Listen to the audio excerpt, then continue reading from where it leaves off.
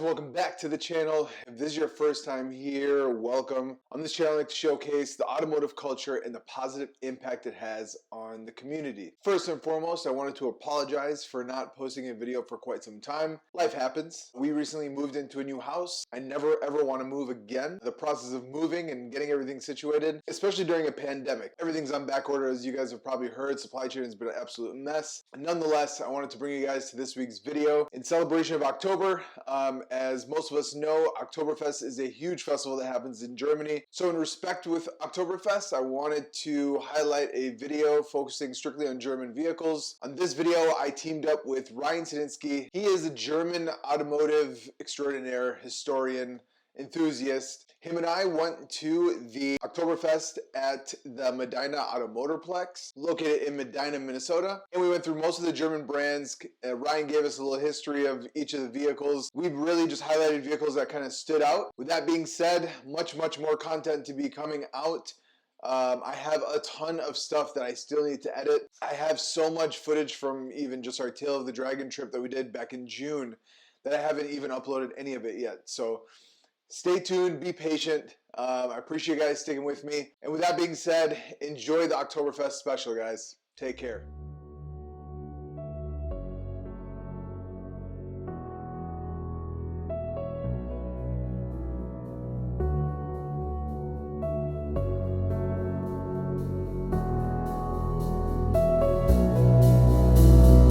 Hi, I'm Ryan Senensky, and I'm live here at the 11th annual Oktoberfest at the Medina AutoMotorPlex, brought to you by Caffeine and Octane. Here we have found 3 generations of Porsche.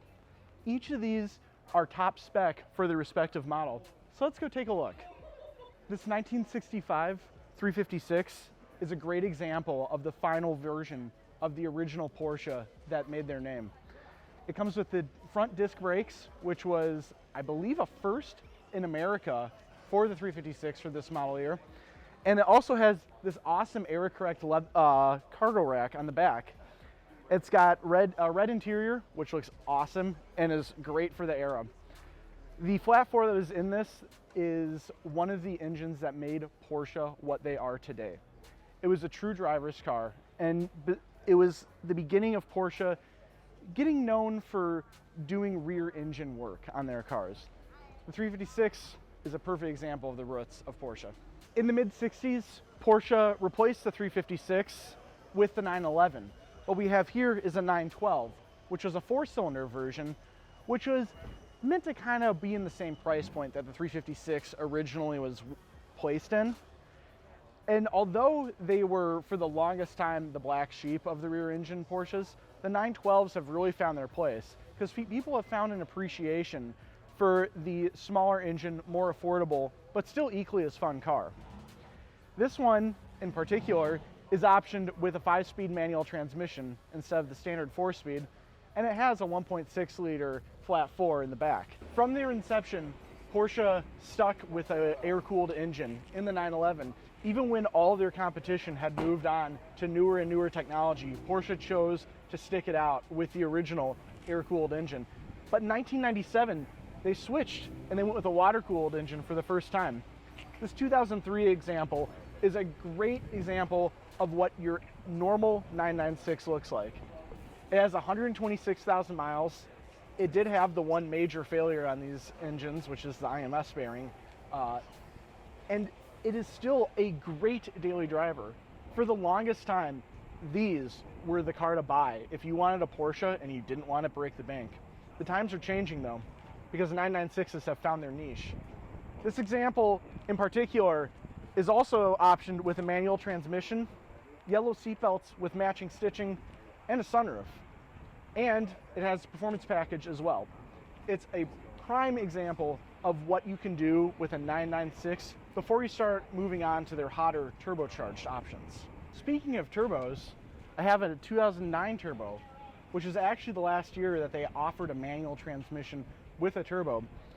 This example is expected to be a convertible, obviously, but also has sport chrono package, It has the Bose stereo. It's got every desirable option I could think of. And this is a perfect example of what Porsche has evolved into, is they have continued to be a driver's car. But while they started being effectively, and I mean this lovingly, a glorified Volkswagen, they really have taken the rear engine design, stuck with it, and continued to develop it into the perfect rear engine vehicle. With air-cooled Porsches, while some prefer to keep them unmodified and unrestored and completely original, others like to modify them, such as this Outlaw here. The Outlaw car takes what makes the air-cooled 911 great and accentuates it.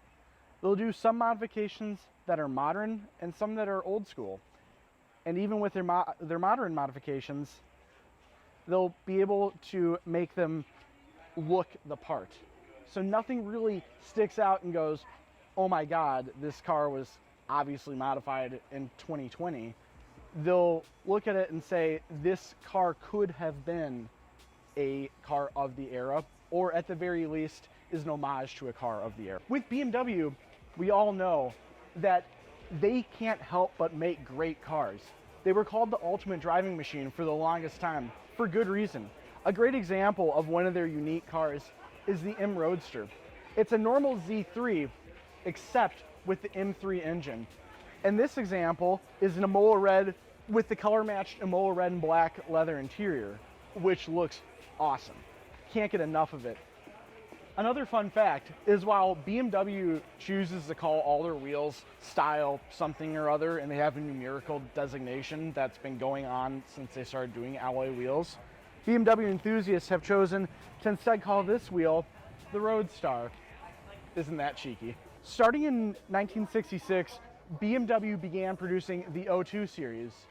While the new class, I believe, beat it to market just barely, the new class was positioned higher in the market. It was the O2 that really saved BMW's bacon and really made them into the company that they are today. The 2002 evolved with the era. As we all know, the 70s were very difficult for cars. And while BMW was affected by the safety bumpers and by the oil crisis, they were still able to adapt. While every company in the 1970s was affected by the changes in safety standards, BMW was among the companies that handled it the best and kept their cars looking beautiful throughout.